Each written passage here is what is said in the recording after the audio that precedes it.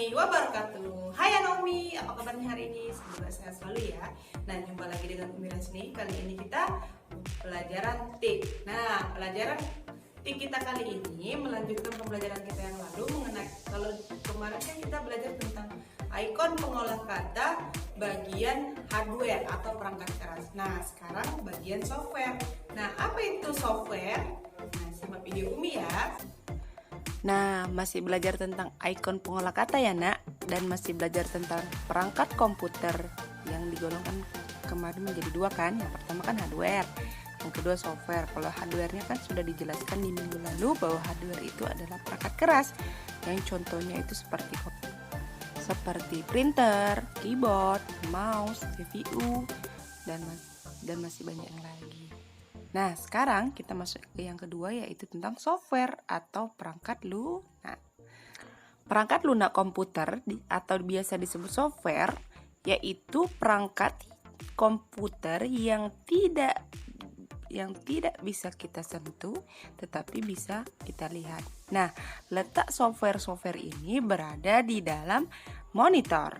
Nah, software ini seperti program atau prosedur atau tata cara pengolahan data yang berfungsi untuk menjalankan komputer. Jadi, ikon atau software yang berada di dalam monitor atau berada dalam komputer ini memiliki fungsinya masing-masing.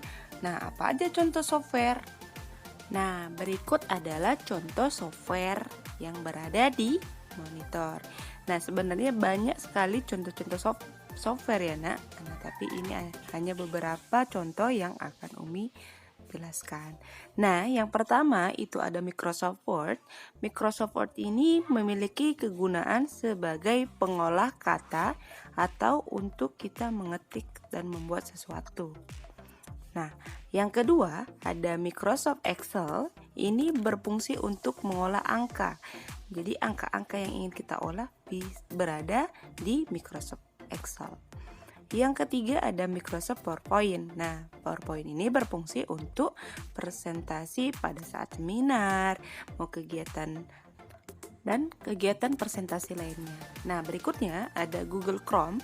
Google Chrome ini fungsinya sama seperti Google, Mozilla, Opera Mini.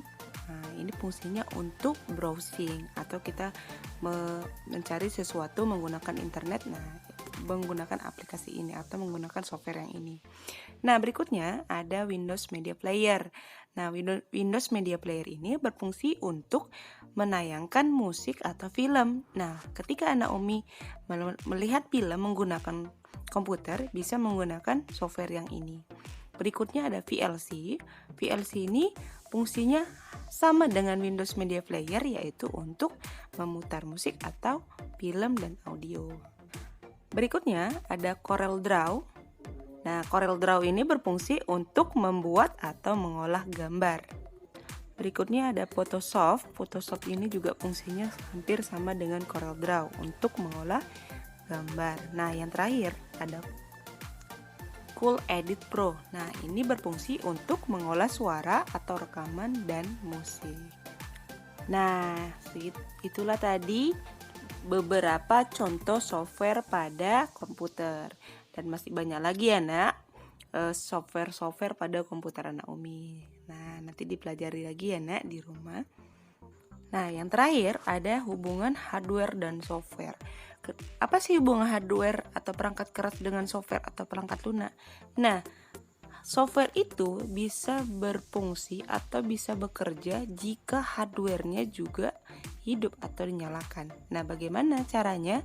Nah, kemarin kan kita sudah bahas mengenai hardware dan contoh-contoh hardware. Nah, di sini kan ada CPU. CPU kemarin kan dia otak dari komputer. Nah, cara menggunakan software ini mula-mula kita hidupkan dulu CPU-nya pada hardware. Nah, ketika CPU sudah menyala, maka perangkat dalam komputer itu akan mulai bekerja.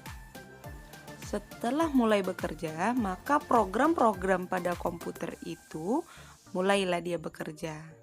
Nah, setelah itu baru yang terakhir, monitor akan menyala. Ketika monitor menyala, maka software-software yang Umi jelaskan tadi atau software yang lain yang berada di komputer bisa kita gunakan. Nah, sampai di sini paham kan Nak tentang apa itu software, contoh-contoh software dan hubungan antara hardware dan software. Nah, nanti dipelajari lagi di rumah ya Nak. Semoga video Umi bermanfaat. Maaf atas segala kekurangan. Terima kasih. Kita jumpa lagi minggu depan ya Nak. Assalamualaikum warahmatullahi wabarakatuh.